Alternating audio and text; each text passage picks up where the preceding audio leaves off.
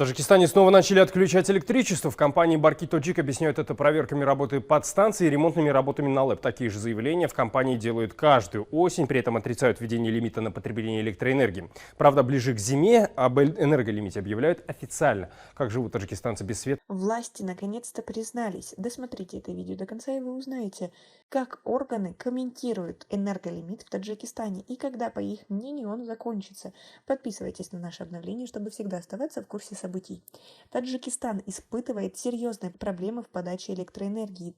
Домохозяйства, предприятия и сельские больницы снабжаются электричеством всего по несколько часов в сутки, вечером и ранним утром. Однако власти утверждают, что режима нормирования подачи электроэнергии нет, и что проблема вызвана профилактическими работами по подготовке к зимнему сезону. В принципе, то же самое они говорили и в прошлом году. 3-4 дня уже сидим без света, а когда нет света, нет и воды. Местная больница из-за отсутствия света превратилась в темное и холодное место. Оттуда разбежались почти все больные, в том числе и многие роженицы. Остались тут только самые стойкие. В частной стоматологической клинике Мурода на окраине южного таджикского города Бахтар никогда не было недостатка в пациентах. Но Мурод опасается, что его клиника обанкротится, если отключение электроэнергии, начавшееся в октябре, в большинстве районов Таджикистана продолжится зимой, как ожидают многие люди. У нас электричество есть по утрам и вечерам в течение нескольких часов, но в рабочее время нет, говорит Мурод, пожелавший не называть свое полное имя.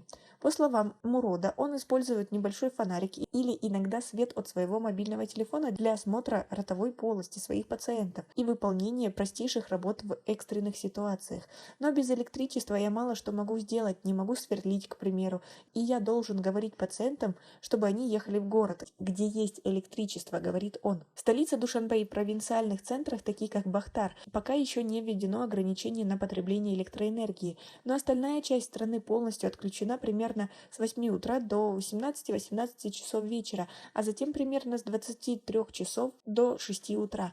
И так 7 дней в неделю. Дневное отключение электроэнергии совпадает с часами работы школ, офисов, банков, магазинов и многих других предприятий. По словам владельца одного из продуктовых магазинов в Северной Сагдийской области, он понес убытки, так как без питания мясо и молочные продукты испортились в холодильнике. Однако больше всего пострадали сельские больницы, говорят многие пациенты и медики. Некоторые медицинские учреждения в сельской местности во время отключения электроэнергии вынуждены использовать дизельные генераторы, но не все сельские больницы могут себе это позволить. Пациенты больницы номер 4 села имени Худайора Раджабова Южного Васейского района говорят, что ночи они проводят в неосвещенных и холодных больничных палатах. Врачи говорят, что просто не знают, что будут делать в случае возникновения чрезвычайной ситуации в ночное время. В больнице нет генератора. Моя беременная невестка была принята здесь в родильное отделение. Она может родить в любой момент, говорит жительница Бебисора Гиясова.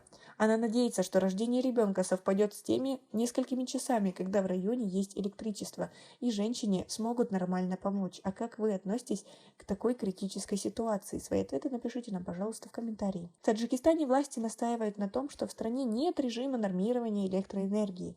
Сообщения в средствах массовой информации и социальных сетях о любом запланированном нормировании электроэнергии безосновательны, заявила государственная компания Barki Tojik, которая курирует электроэнергетику в этом центральноазиатском государстве. Но ситуация повторяется из года в год и по одному сценарию. Прошлой осенью так называемые плановые отключения продолжались целый месяц. После в энергокомпании заявили о маловодье и ввели энерголимит уже официально. Возможно, нежелание признавать ограничения на потребление света связано с тем, что еще в 2019 году после запуска второго агрегата Рагунской ГЭС, главного энергетического проекта страны, президент Эмомали Рахмон пообещал, что энерголимита в стране больше не будет. Но проблема, по мнению экономического обозревателя Абдумалика Кадырова, может состоять и в неумении чиновников и энергетиков планировать производство и потребление на несколько месяцев вперед. В ответ на многочисленные жалобы общественности агентство Barki Tojik в заявлении от 12 октября заявило, что возможны перебои с подачей электроэнергии в некоторых районах могут происходить в связи с профилактической подготовкой к зимнему сезону. По данным агентства, необходимые работы включают обрезку ветвей деревьев, которые соприкасаются с линиями электропередач, а также ремонт на электростанциях и линиях электропередачи. Но агентство не сообщило дату окончания работ. Таджикистан уже много лет испытывает перебои с электричеством. В некоторых случаях это даже может происходить на протяжении всего года. Но многие таджики надеялись, что нормирование электроэнергии прекратится после того, как Рагунская ГЭС, одна из крупнейших крупнейших в мире, будет частично введена в эксплуатацию и начнет производить электроэнергию в 2018 году.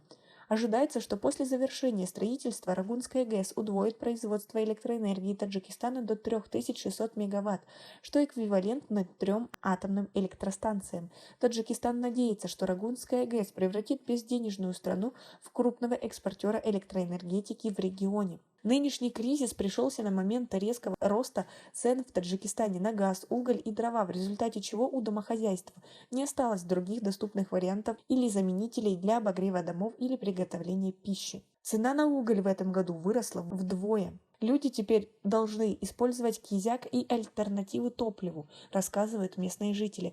Многие таджики говорят, что в поисках альтернативных источников энергии нынешняя ситуация заставила их обратиться к архаичным способам приготовления пищи и обогрева. Конечно, это все говорит о непрофессионализме наших так называемых профессионалов, потому что в любом деле необходимо нормальное планирование и реализация. К сожалению, у нас в последнее время, и не только в энергетическом секторе, а почти во всех сферах, именно планирование и реализация, они очень сильно хромают. Таким образом, все повторяется. В прошлом году нам говорили то же самое, что это временные работы, но был реальный энерголимит. Как вы думаете, это он? Свои ответы напишите нам, пожалуйста, в комментарии. У нас пока на этом все. Оцените наше видео подпиской и лайком. До скорой встречи!